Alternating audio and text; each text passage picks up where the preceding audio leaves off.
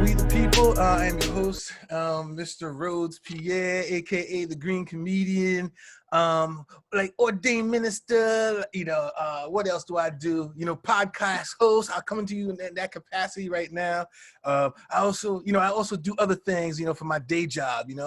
But right now I have the distinct pleasure of bringing on this comedian, up and coming rising star. And she is an awesome producer and local cat, and she's just a good person to know. Funny person. I enjoy her comedy. And actually, she had a show on Thursday night. Actually, tell us a little bit about the show. What was the name of the show? Reece Cotton, everyone. Welcome to the show. Man, thank you, Rose. I appreciate that. Thank you for that dope intro. Yeah, we just did a show Thursday called Comics Rising, live stream 3.0, under the Comics Rising umbrella, one of my entertainment companies. So we basically been doing, actually before Zoom, right? So we're on Zoom now, enjoying this. But even before Zoom, we were in a small theater before the pandemic, and then when the pandemic hit, we just moved and decided, we're gonna go virtual, take this thing by storm. So far it's been working out. It's been it hasn't been the easiest transition, but it's been pretty cool what we've been able to do with and just an app that allows us to connect and manage to still put on comedy shows miraculously, so that's College Rising. We have dope comedians like yourself. We had you on Thursday, and we've had other dope comedians from across the country and from all over the world. So yeah, so that's what happened on Thursday. That's what y'all missed. You know what I mean? We got another one coming up at the end of August, though, August 27th. Love for Humans. That's the next one to end off the summer rush. So yeah. Nice. No, so wow, I knew you were a busy comedian, but I didn't know you were running different companies and everything like that. So what other companies are you running? What other things you got going for yourself right now? So mainly, Comedy by Cotton is the parent company, because that's, what, and then there's Comics Rising, and then there's consulting, and then there's TripAdvisor touring, walking tours. So wait a second, what kind of consulting do you do? And we'll get back to the TripAdvisor thing, but what kind of consulting do you do? I'd like to hear what kind of advice you provide. Yes. So basically, when someone, or especially a rising artist, is I want to have a website, or I want to start, being more productive in terms of in the artist realm, on social media, whatever. If it's a lane that I have experience in, especially if it's I don't know, I've told people before, there's a lot of great free platforms out there, and that's how I help people get started with their websites and stuff like that. Like Wix, WordPress, is that what you're talking about? Yeah, websites like that, stuff like that.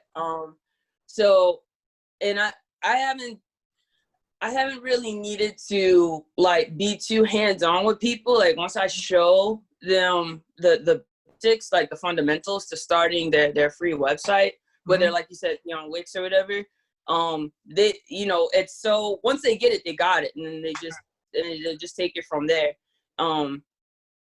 You know what I mean? It just starts to become a job when people are like, hey, I know you showed me how to do this, but I need you to show me again. So that's kind of what it sometimes you need the hands-on, the actual stuff. Yeah, exactly. Exactly. And then people aren't in habits of taking notes. And then and it's even if you videotape yourself, you have to catalog, whatever. It's just kind of so. I'm just saying, I understand I'm probably one of those needy clients. I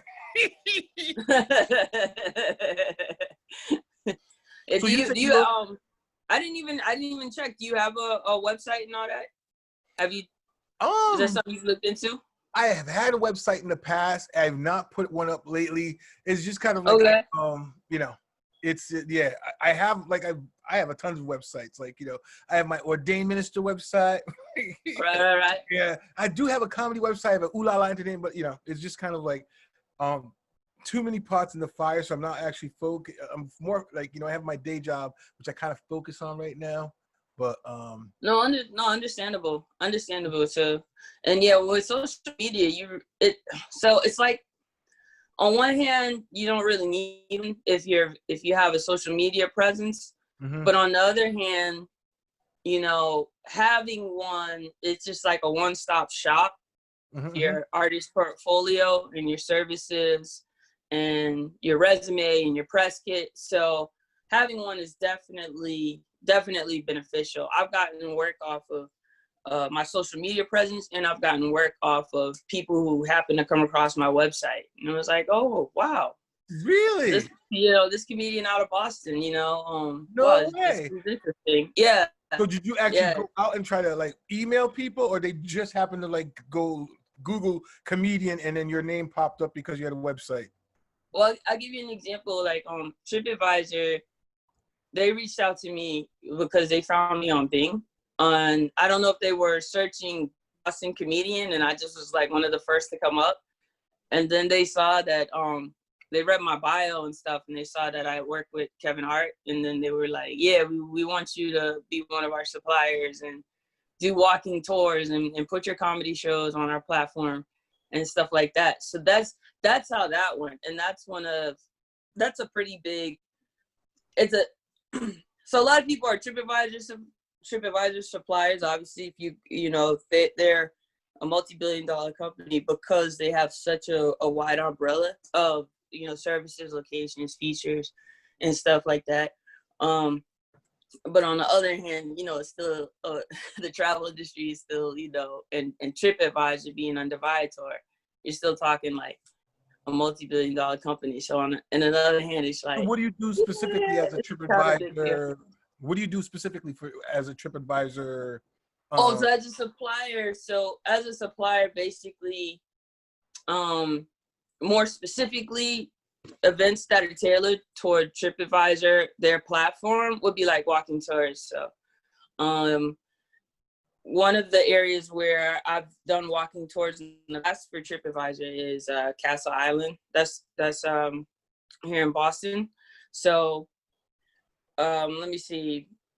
I just put it on the website. I took pictures of the area and put it on the And so, website. what would you say about Castle Island? What's like, what would you say typically doing a tour in Castle Island? What's so interesting about it? So what I would say today versus what I said like last year when I did the tours, I would probably change what I would say just given the climate of everything today. But in the past, I just basically went over just kind of the history of the island and the history of Boston. We'll say the island because it's kind of that, like, I don't know if you ever look at it on a map. It's not really an island so much as like a lot of the it's like like a bay, like a man-made bay, and then Okay. there's All a right. What's the bridge. history of it? What's so So interesting about it? what? What's so interesting about Castle Island? Like, I'm just interested. Like, I know I've heard of it, and I know I've seen I've seen it. Like, isn't it by the JFK library and stuff like that? You can see it from there. Yeah. So if you go down, I don't know if you're familiar with like Morrissey Boulevard, and it's over down by that way, like going toward downtown. Mm-hmm. You're let me see. So if you go there, if you haven't been there, it's just like a lot of beach, Okay. and it's really beautiful in terms of just the scenery. I don't know if I can do it justice. Was there ever a prison there? Was there an know, insane asylum? Like, what's the history? Like, aren't there people trying to weren't there homeless people living there at one point in time? Was there a hospital there or something like that? Or was that some other island I'm thinking of? That might be. So I don't know. I don't know if that's I don't know if that's. I'm not familiar with a hospital being. I think at one point. Give me one second. I'm just gonna close this door. Hang on one second. All right.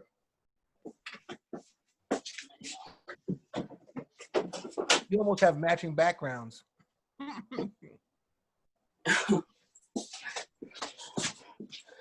Sorry, my bad. That's all right. All right. Okay, my bad. I forgot to close the door before we got started, and there's like this noise in the background. It's just kind of distracting me. But long story short, I'm not actually doing tours there right now because of the COVID, the pandemic. Yep. So kind of even, I don't mind like talking about it and stuff, but at the same time, that's kind of not happening right now. Yeah. You know what I'm saying? No problem. So, but what I would say is, definitely check it out. If you haven't been, definitely go. It is beautiful. It's a very touristy location.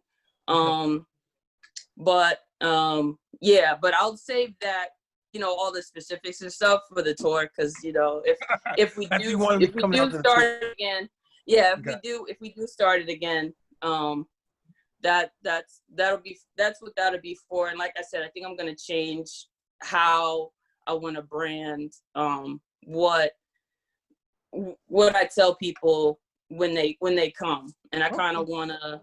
Yeah, I kind of want to save that project. Yeah, no problem. So, as far as like doing comedy, I know like you've toured. You want to share with people where you've like gone so far for comedy? Yeah, sure. I've gone to Hong Kong is one of the first places to come to mind in terms of like really like branching out and going beyond the borders. And kind of all over the country, LA, New York, DC, stuff like that. Yeah. That's crazy. Funny you should bring up like Hong Kong, like being at one of the furthest places you've gone to, but today it's in the news because of the China war, or I think China's trying to take over Hong Kong again. But as far as like future travel, because of the COVID and everything like that, did you have any plans to do anything like coming up? I know you have a show coming up in August, but were there any future plans that you had that due to COVID is not happening? Any future plans that I had due to COVID that's not happening? Yeah, I was gonna go to New York for a festival. That's not happening. The festival got postponed, and at this point, it might not even like physically happen. Even in 2021, it might be virtual. Let me see. No, What I've heard else? some festivals. Of course, a lot of my theater shows got canceled too. Yeah, a lot of your what got canceled? Go ahead. A lot of my theater shows got canceled too. Like, what kind of theater shows did you do? So at the Rozzy, the Comics Rising shows, pretty much all those got. So we don't know when we'll be back either. Okay. And let me see. And those were the bigger shows, the theater shows, and the New York festival that I was gonna do. Or the festival in New York rather that I was gonna do. I don't want to confuse it with the New York Comedy Festival. That's a pretty dope festival though. No, it is. No, it definitely is. Like I know, like, what is it? Just for Laughs? Is it happening? And that's not happening either this year. I'm not sure what's going on with Just for Laughs. I would imagine that it wouldn't be happening because people, if tourism, I don't think it's 100% safe. But even if it is happening, we wouldn't be allowed to go up there because they're not taking American passports. Oh man. It's a crazy world we live in. So how have you adapted to like doing comedy via Zoom and with social distancing? What do you think? Do you think it's changed comedy, or is it like just another an evolution to it? I think I don't want to say it's changed comedy because that's almost like accepting that the old way is no longer. You know what I mean? So I don't want to say that. I don't accept that. I don't want to accept that rather.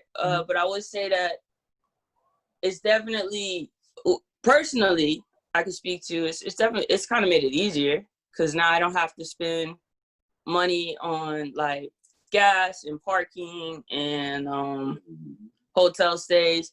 My stomach is rumbling, so if you hear stuff, that's what that is. It's early in the morning. I want y'all think I'm just like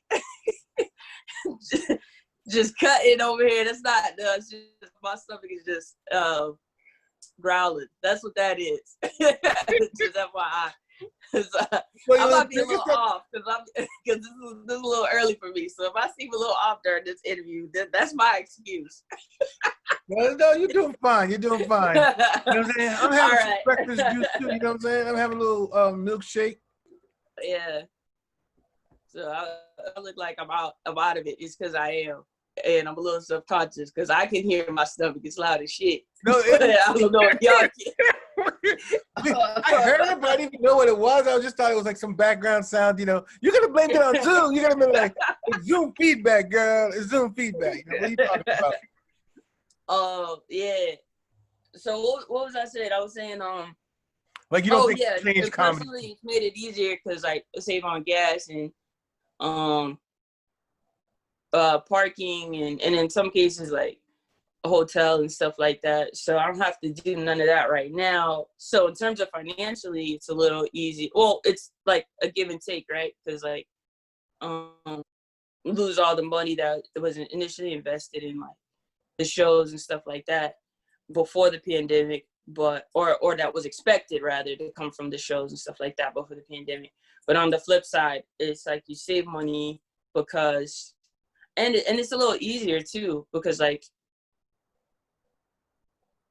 the camera's like right on your face, and so I feel like it's not as hard to make people laugh. That was just my perception. But don't you think also the fact that you can look at yourself while you're doing it, don't you think that helps you? You kind of monitor yourself. Usually when you're doing it, you're just doing it for the audience and you can't actually see your reaction. You can't actually see your facial expressions or whatever. I mean, so yeah. I think that's a different aspect of it as well. Yeah, that is pretty, that's a really good point. That's true. You can't see yourself. So it's like, if you're able to make yourself smile and make yourself laugh, chances are the audience is smiling and laughing with you because they see the look you made, you see the look you just made, and yeah, it's kind of, you know, it's just a good time. That's if like you're, well, I don't know what the word is for it. I want, but that's like if you're somebody who can kind of just give that vibe off and you're comfortable, like, again, my stomach.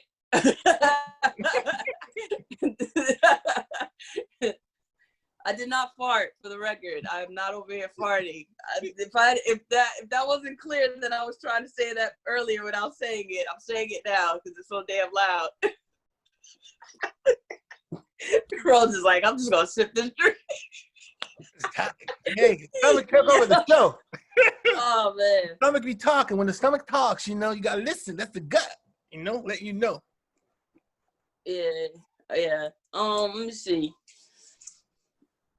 It's just like I don't know, because the camera's like right on your face. You just make the wildest facial expressions, and people are just with you. You don't really have to really say much of anything. You know what I mean? I don't know. I realized that like, opening my eyes real wide while I do comedy, I found out that that's funny from doing the Zoom.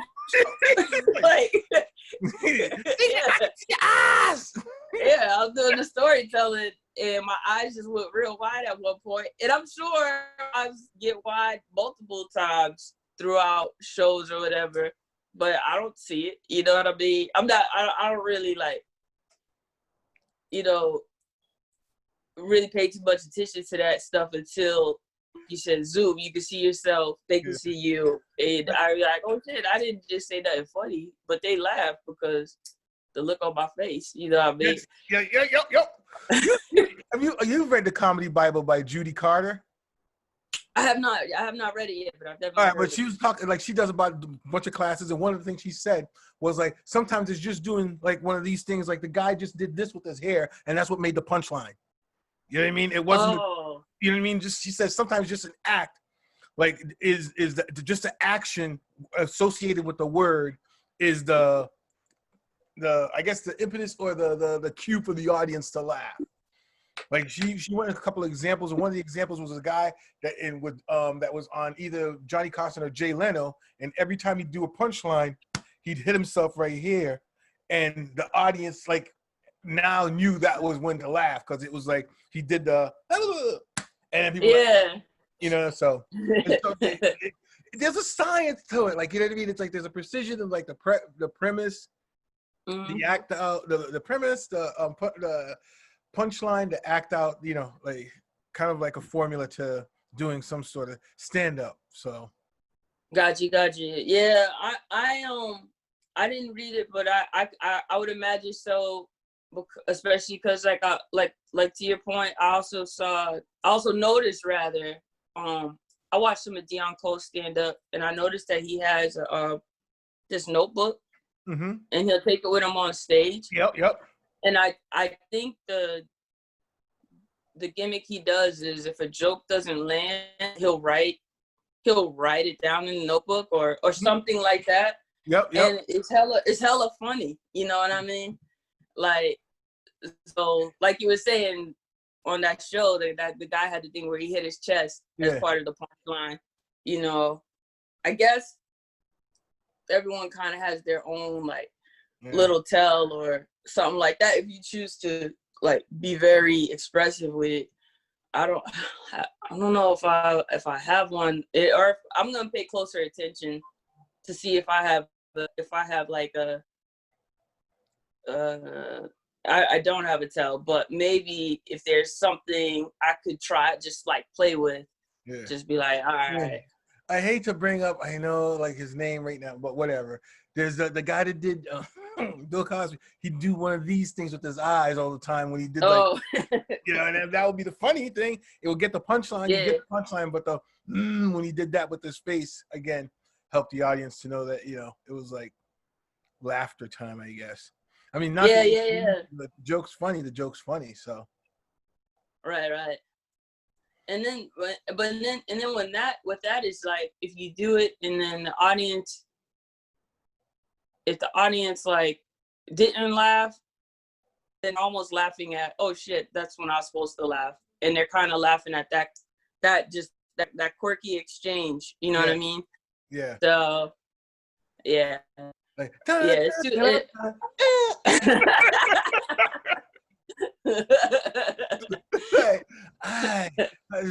no, but it's like there's something about like comedy. Like, what drew you to comedy? I know, like I always say, it's a tragedy, whatever. But what drew you to comedy? What got you started? Oh man. Okay. So, and in the order of events, right? Basically, I lost my little brother. Was really depressed. Happened to be watching Netflix. I saw I think it was Kevin Hart's Laugh at My Pain or I'm a Grown Ass Man. It's probably both. And I was like, oh man, like if he could make fun of the stuff that keeps him awake at night,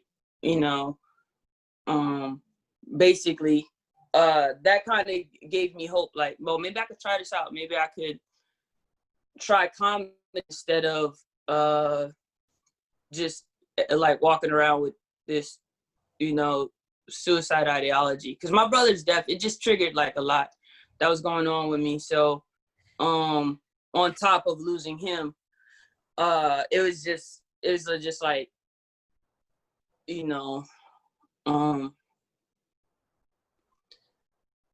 I just need to find a reason to like be here. And like, so my 28th birthday was approaching, and I remember thinking, I'm gonna go ahead and like, this is gonna be my birthday gift to myself.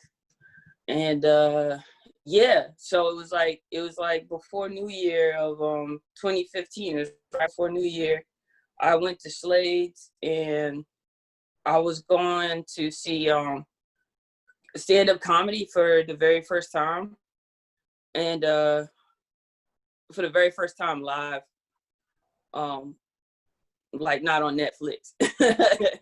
So Let me be specific. Again, I'm gonna be a little off because I'm so tired. So I'm gonna see it. But and I ended up performing at the Black Comedy Explosion because basically I took a bet with the host. In a nutshell, I did, like, you going, oh, you're interested in comedy? Oh, it's your first time seeing it? Oh, how about you get on stage? That type of BS. And I just did it. I bombed. It was pretty bad. I think I got like 1 or 2 laughs from this one woman when I did my grandma's prayer, and then yeah. And then the following day, I went to Feel It, Speak It. I took the day off work the following day because I bombed so bad at Slade's, and I had to get it right. So I took the day off, and I just worked on my jokes with my grandma, and then I Feel It, Speak It, which is it's an open mic here in Boston. It went real well. I killed it. It like lit up the place. It was like a back room in Bella Luna Lounge in Jamaica Plain. I think they've since, or the Milky Way. I think it's one building with two different names depending on what area of it you're in. But yeah, it was pretty. That's basically that in a nutshell. That's how it all started. But definitely I don't know that I was necessarily planning to do comedy like so soon, but I knew for my birthday that I wanted to, when I hit 28, I was like, this is it. This is the magic number. You know what I mean? Like this is gonna be when I try this shit out. And then yeah, and I went to go watch it live just to make sure what I saw on Netflix is actually achievable. And I ended up performing, bombed like hell, and then took day work, and then did it again the following day, and it went really well. I also didn't sleep that night, so yeah. Wow, that's kind of how it started. So I again did not know that was the impetus of it, but I'm glad that you were able to find comedy, and you're great, you're amazing, you're definitely I enjoy your comedy. It's like it's true, it's raw, it's real. Like the thing with the dog and living at home with grandma. I let the people actually see the show, go to the show. Again, plug your next shows. Let me know where they can find you and that good stuff. I mean, I really enjoy talking to you and stuff like that. But again, tell the people where they can find you and stuff. And yeah, absolutely. So yeah, it's comedybycotton.com is my website, and from there, you can see all my upcoming events, whether I'm producing them through Comics Rising or through the parent Comedy by Cotton. And social media is all the handles pretty much: Twitter, Facebook, Instagram, TikTok. That's about to be banned. Why? What's going on with TikTok? What do you know about it? I think basically I don't know the full report behind why he behind his alleged justification for it, but he said he's gonna write in an executive order, if he hasn't done so already, within 24 hours of, I'd say, maybe like yesterday, that he's gonna TikTok? Yeah, he's gonna ban TikTok. Yeah, like because it's what? It's a Russian-based app. I believe it's a Chinese-based app. I believe it's Chinese-based, and I don't know what his justification is. I didn't see the report or why I can only tell you like what I've heard by like commentators and stuff is that one, it's a Chinese-based app, and I think they got rid of like Huawei Chinese-based companies that were here. Mm-hmm. They cut that off. I believe the claim was like for security issues, and maybe they're making the same claim for TikTok, but I didn't.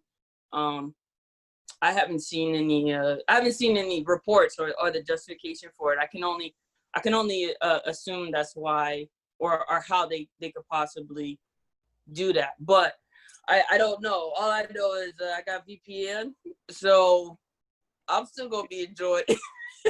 What's VPN? Oh man, it's like a virtual private network or something along those lines. It basically allows you to get online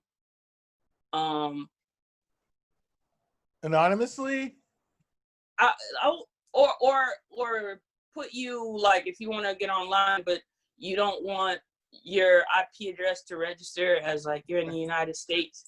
It could be like Canada or So it's like some cloaking device for your computer. Japan. Yeah, and I might not be saying the name right in terms of VPN, but I think it's some sort of virtual privacy network system, or at least that's what I've come to see it as. But yeah, it's called, in short, it's called VPN. But the VPN might stand for something else. Just to be clear, I'm not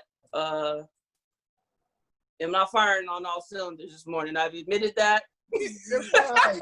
But I don't even know if it's a morning thing too, because sometimes I do these interviews and people ask me questions and my mind will go fucking blank. I'll know the answer and I'll just be like, huh? Like, you know what I mean? You'd be like, what's your birthday? I'd be like, I know it's before the new year and that's about it. Oh man. Is it a trick question? Why'd you gonna ask me? I know, that? right? He's like, wait, what's wrong with that? No, I know the answer. But listen, it's been a pleasure talking to you, hanging out with you. Reece Cotton. Thank you, man. It's been a pleasure. Thank you for having me on the show. I would love to have you on again. Let's stay in touch. Again, We the People. Enjoyed having you on the We the People show. Like when we actually get back things to normal, I'd love to do, a real show and stuff like that. But no, much love and respect and success to you. And then yeah. Don't forget me when you blow up, all right, girl. Hey, same here. You doing a lot of things. Hey, man. You doing a lot of things out here. So trust me. Keep them busy with for that. Real. We got to. I just got to be more organized. We got to make sure we stay organized. Hey, Herb, thank you for doing a great job producing the show. Again, We the People, Reece Cotton, thank you again. Pleasure was mine. And again, tune in next week. We'll be here. And thank you again for watching.